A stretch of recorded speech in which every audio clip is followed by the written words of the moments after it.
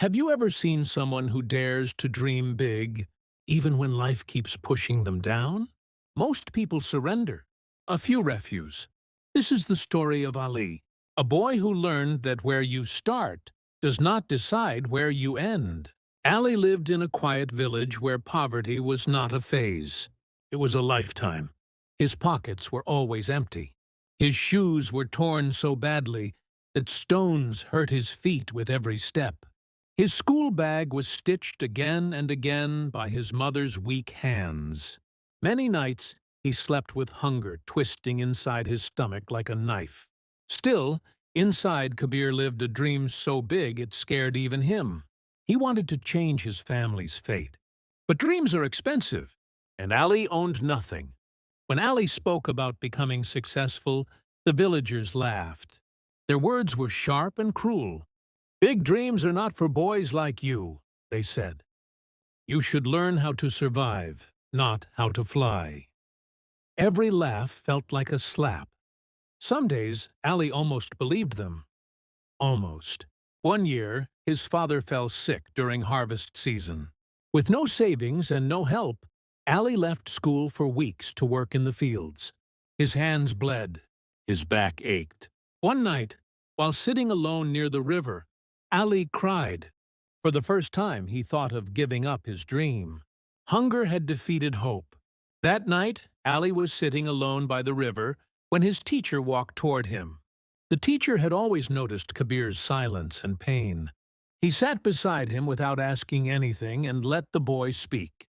Ali finally broke down and said, "Everyone says I am too poor to become anything. They say my dreams are useless." The teacher picked up a small stone from the ground and placed it in Kabir's hand. "Tell me what this is," he asked. "A stone," Ali replied quietly. "It has no value." The teacher nodded and said, "This stone was once deep inside the earth. It faced pressure, heat, and pain for years. First, it was ignored. Then it was crushed. Then it was cut again and again. Only after all this struggle did it begin to shine like a diamond."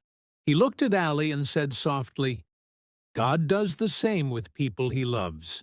First, he tests them with poverty, then with pain, then with patience. If you stay strong and keep your faith, this pressure will polish you, not break you." Ali closed his fist around the stone. For the first time, he did not feel weak. He felt chosen. Life did not become easier after that. In fact, it became harder. Ali studied during the day. In the evenings, he washed tea glasses until his fingers cracked. On weekends, he worked in a mechanic shop where mistakes earned shouting, not lessons.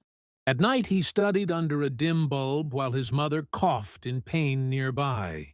Some days, he failed exams.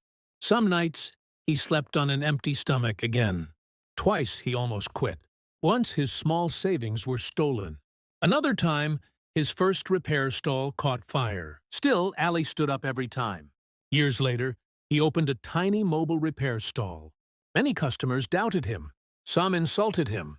Some refused to pay. But Kabir learned. He saved every rupee. He fixed mistakes. He fixed phones.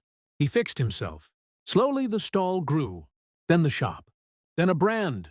The same village that once mocked Ali now stood quietly outside his office gates, waiting for his help. His father no longer worked in the fields. For the first time, he rested without worry. One evening, Ali teacher came to the village's biggest mobile shop.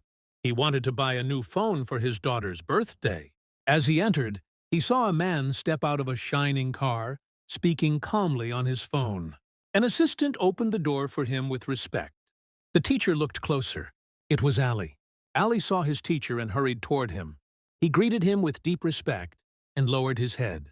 The teacher was surprised and asked gently, "Ali, what are you doing here?" Before Ali could answer, the shopkeeper smiled and said, "Sir, he is our boss. He owns this shop." The teacher said nothing for a moment. His eyes filled with quiet pride. He placed his hand on Ali's shoulder and said softly, "Do you remember the stone?" Kabir smiled with calm confidence. "Yes, teacher," he said. "I let the pressure shape me every day. Allie's story teaches us this simple truth. Resources matter, but resourcefulness matters more. The world will judge you by what you have today, but your future depends on what you refuse to give up. Dreams are not born from wealth. They are born from courage. And those who protect their inner fire, even when everything is taken away, are the ones who rewrite their destiny.